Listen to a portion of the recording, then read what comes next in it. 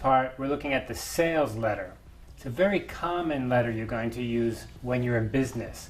One of the most common jobs you can have as a new graduate is sales. Every company needs lots of sales. So you'll be writing sales letters, putting them inside emails, and sending them out to potential customers.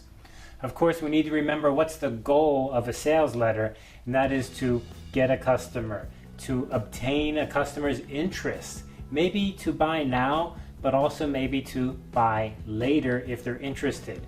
So a sales letter is an excellent chance we have to get a customer involved. They're not easy letters to write. The more you know about the receiver, the more chance you have to succeed.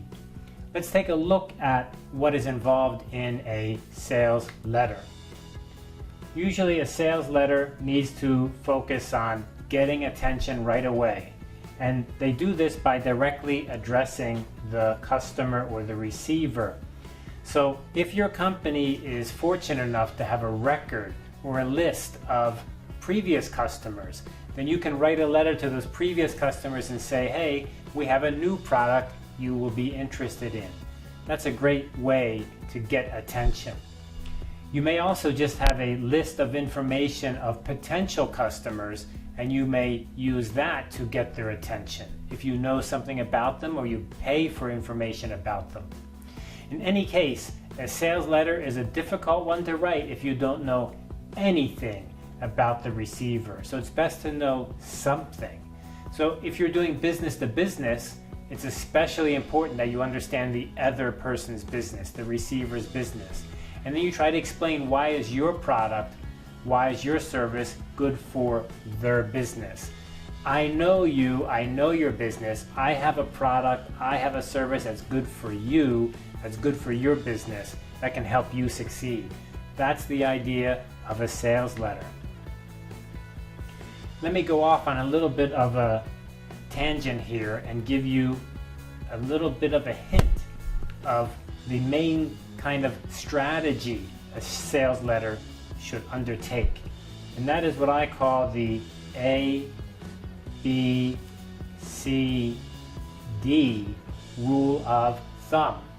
And what that means is each one of these letters has a meaning. So let's take a look at those. A is attract attention.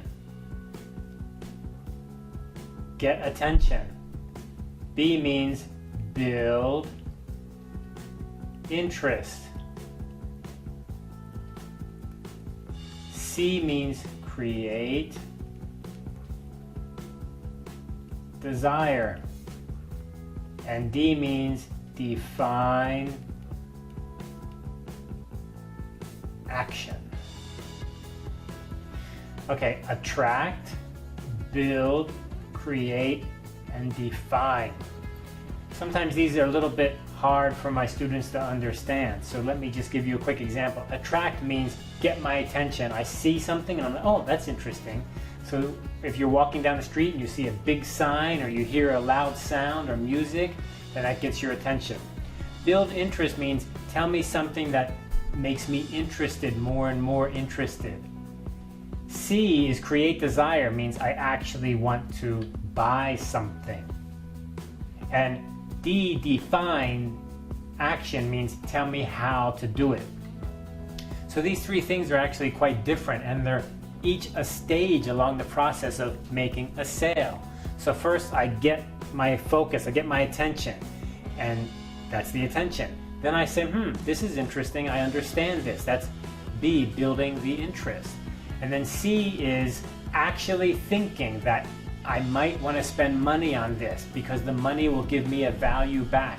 If I spend $1,000, I will get something worth $1,000 or more dollars because it's valuable to me. That's that create desire. Maybe there's a special sale. It's something I kind of thought I would like, but I never bought it. But today there's a special price. That's C, creating desire, you see. Maybe there's a kind of phone I wanted to buy, but it was always too expensive. But this week, it's on special sale. It's 30% off. Well, I'm interested. I always wanted to buy it, but I never really had the desire to buy. Why? Because it was too expensive. Now it's cheaper, that does it. So you can give special offers or special opportunities, special sale prices. That is C, create desire. Define action is how do you buy? Where do you need to go? Where do you need to send your money? How do you do it? So these are a kind of rule of thumb I like to use to help you understand when you write your sales letter, what are the things you need to kind of pay attention to and follow. The sales letter will have 3 paragraphs.